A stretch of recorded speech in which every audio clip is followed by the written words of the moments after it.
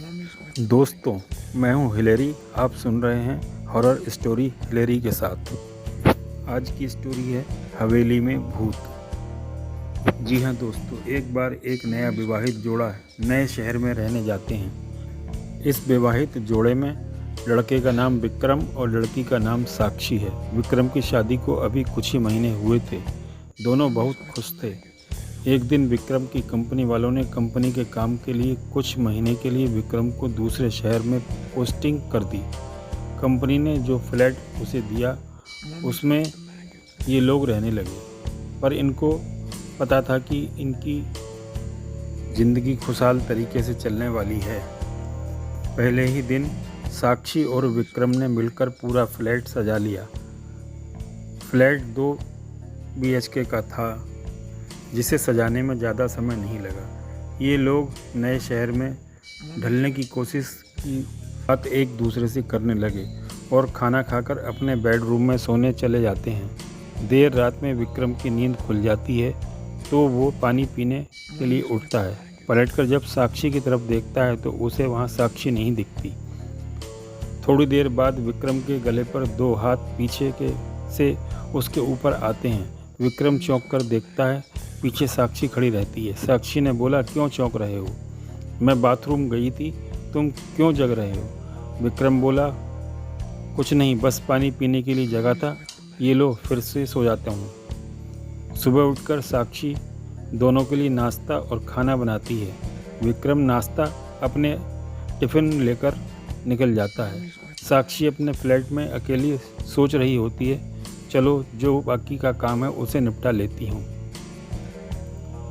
वो कपड़े धुलने के लिए वॉशिंग मशीन की तरफ जाती है, फिर मशीन में कपड़े धुलने के लिए डालकर वहाँ से चली आती है। थोड़ी देर बाद वो वापस जाती है और देखती है कि कपड़े तो वॉशिंग मशीन में हैं ही नहीं। वो घबराकर इधर उधर ढूंढते बेडरूम में पहुँचती है। वहाँ उसके सारे गीले कपड़े उसके बिस्तर पर थे। वो ये सब समझ नहीं पाई। शाम को विक्रम के घर आने पर उसने ये सारी वारदात उसको बताई। रात में दोनों बेडरूम पर सोने चले जाते हैं। तभी रात में किसी की तेज सांस लेने की आवाज़ विक्रम को सुनाई देती है। विक्रम धुंधली आंखों से बैठा, मुड़कर देखा तो बिस्तर पर डर के मारे गिर गया। वो देखता है बिस्तर पर साक्षी के बगल में कोई काला साया सोया है, जो एक आदमी की तरह दिख रहा था। विक्रम दौड़कर बाथरूम में जाकर अपनी आंखें धोता है। वापस आकर फिर देखता है तो अब वहाँ पर कोई नहीं रहता। विक्रम को लगता है कि ठीक से न सोने की वजह से ऐसा हो रहा है। फिर एक दिन रात में दोनों अपने बिस्तर पर सोए हुए थे। कुछ देर बाद बिस्तर हिलने लगता है, दोनों की नींद खुल जाती है। पहले साक्षी उठती है तो सब नॉर्मल था, फिर भी वो चेक करने के लिए बिस्तर के नीचे झांकती है और जैसे ही बिस्तर के नीचे झांकती है उसको कोई उसके बाल पकड़कर बिस्तर के नीचे खींच लेता है। साक्षी चिल्लाती है तो विक्रम जाग जाता है और वो बिस्तर के नीचे उतरकर साक्षी को देखता है और देखते ही वो पीछे की तरफ गिर जाता है। वो देखता है कि साक्षी लेटी हुई उसकी तरफ देख रही है और साक्षी के पीछे कोई है जो साक्षी का सिर ज़मीन पर दबाए हुए है। वो फिर से टॉर्च जलाता है, वहाँ पर कोई नहीं दिखता। फिर वो साक्षी को बाहर निकालता है। दोनों बहुत डर जाते हैं।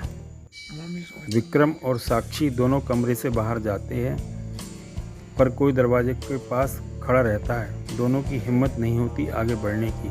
तभी विक्रम अपनी टॉर्च जलने की सोचता है। टॉर्च काम नहीं कर रही होती है। इस दौरान वो देखता है साक्षी उसके बगल में नहीं है।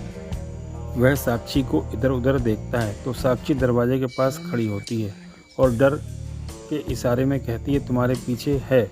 वो विक्रम डरते हुए पीछे पलटता है। तभी उसे एक जोर का मुक्का पड़ता है जिससे वो ज़मीन पर गिर जाता है। उसके बाद उसके ऊपर कमरे के सामानों से हमला होता है। विक्रम को काफ़ी चोटें आती हैं। उधर साक्षी दरवाज़ा खोलने में कामयाब हो जाती है तो तुरंत विक्रम को उठाती है और वहाँ से निकलने लगती है। तभी दोनों के पीछे से एक जोर का धक्का लगता है जिससे वो सीधे फ्लैट के बाहर गिरते हैं। वो तुरंत ही लिफ्ट में चले जाते हैं और बिल्डिंग के बाहर पहुंचने के बाद देखते हैं कि कोई साया उनकी फ्लैट की खिड़की पर खड़ा है, जो थोड़ी सी देर में गायब हो गया और फ्लैट की लाइट भी बंद हो जाती है। विक्रम और साक्षी इस बात को समझ चुके थे कि फ्लैट में कोई भूत रहता है। विक्रम और साक्षी जब भी उस रात को याद करते हैं तो उनके रोंगटे खड़े हो जाते हैं। वह यह कहानी अपने दोस्तों को सुनाते हैं और दोस्त भी सहम जाते हैं